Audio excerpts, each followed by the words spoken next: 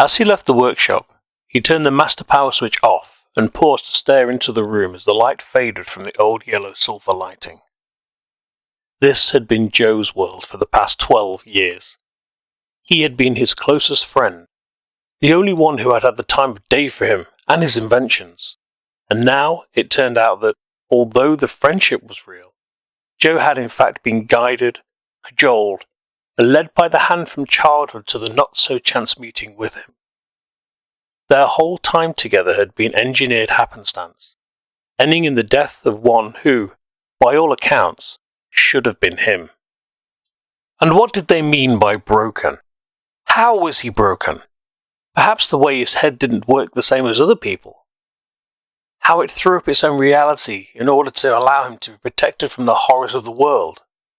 He had, after all, been told in therapy years ago that it was his mind's way of cushioning the blows from reality when things got too bad, and his tenuous grip on such could be swayed. Then again, he looked down at the pendant he was twirling on its wire. Could they have just been referring to this? The strange little engine that protected him from their invasive voices? Or were they actually thoughts? He did not know, and he hoped he never would. It couldn't have been the engine they were speaking of when they said broken, when they had somehow knocked him out. They had to be talking about him. So could it be that his mental persuasion had somehow protected him from their invasive actions? If so, then for once he was thankful his mind had done its usual backflips and saved him from the fate that Joe had suffered. But wait. The engine. How had he known to wear it? In fact, how the hell was he even wearing it? He didn't recall putting it on, as it usually rested in its ornate jewelled box on the shelf in his office, so how had he ended up with it round his neck? Could Joe have placed it upon him? Possibly being told by other voices in some kind of elaborately masterminded act to lead to now. Wait, no, that was just insanity talking. It was bad enough that these voices had somehow manipulated Joe for decades, since his early years, and others too. But if they had done this, then perhaps the original voices had already told him to do this? Too far a stretch, and his mind was telling him that he was now pushing the limits, so he stopped trying to make sense of things right now and began heading up the stairs. As he did, he trailed his fingers across the damage Joe had inflicted upon the building, and as he reached the upper floor he noticed a sliver, something catching the light where he had crashed into the side of the corridor in his final dash to his office. He carefully lifted the sliver from the damaged woodwork and placed it into his handkerchief, taking care not to touch it directly, just in case, before wrapping it tightly. Maybe this will come in handy in figuring this all out at some point, he thought, as he placed it in his top jacket pocket and slowly advanced to the teetering door that was leant against the wall of his office. Wait, he had closed that door when he left, so why was it against the wall now? He sped up and burst into the room, expecting to see Joe lying where he had been left. But no. Where he had been there was just a few sodden spots where the blood had fallen, and marks where he had crashed into the desk. But he was dead. There was no way he could have moved. Where the hell was Joe? His mind had been quiet for a while, but suddenly it spun into overdrive, offering random thoughts, but it seemed to settle on one he hoped he was wrong about. Zombie Joe.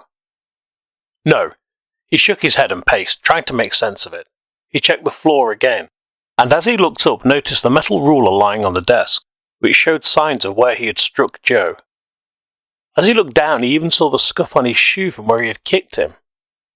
How did you get moved, Joe? He couldn't see any trace of him in the room, and the only indication that the body had been moved, despite the obvious lack of a body, was the door being placed neatly to the side. Did someone come here and take him, perhaps? But who? How? And more to the point, why? Things were just getting stranger and stranger, and he was starting to have difficulty coping as he dropped into his chair. Something had to make sense, or at least give him an indication. But as he sat there, images and voices ringing round his head, all he could do was weep into his hands as they supported his head on the table. It was too much, and his mind finally let him catch up with the events. And as it hit him, his energy drained from him, and he lowered himself to the desk as he sobbed in the dimly lit room. Joe was dead, and now gone.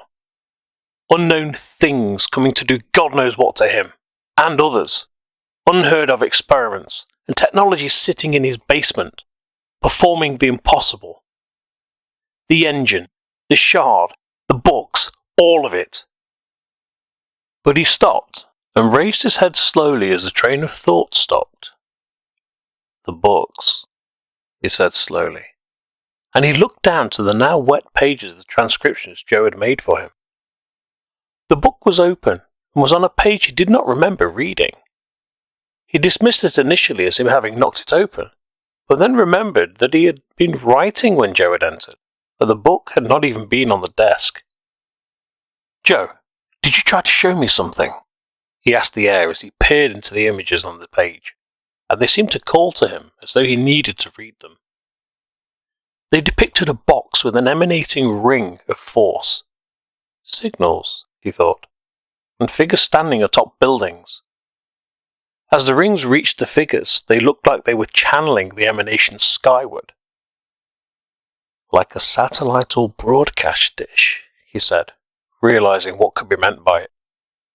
The device was to use the people as booster antennae, to propagate the signal further, to channel it as needed.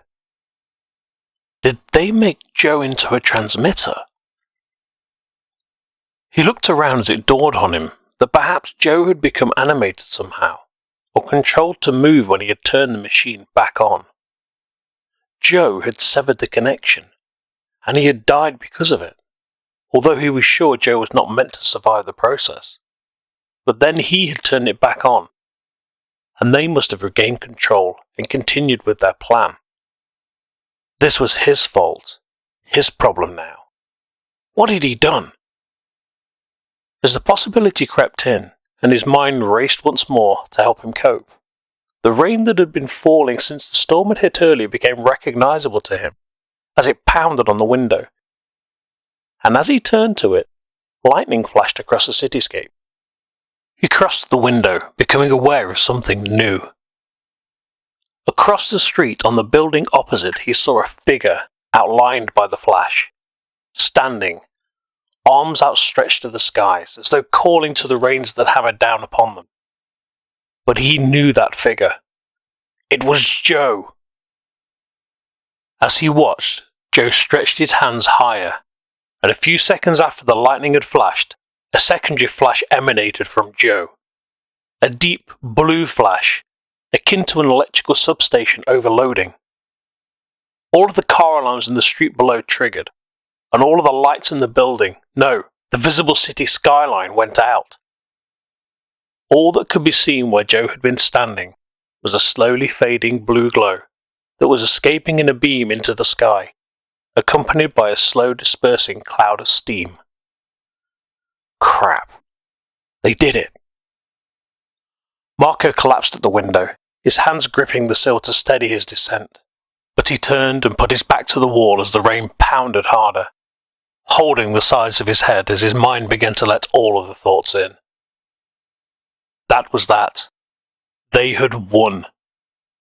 They knew where they were now, and they were coming. And it was all, as far as he was concerned, his fault.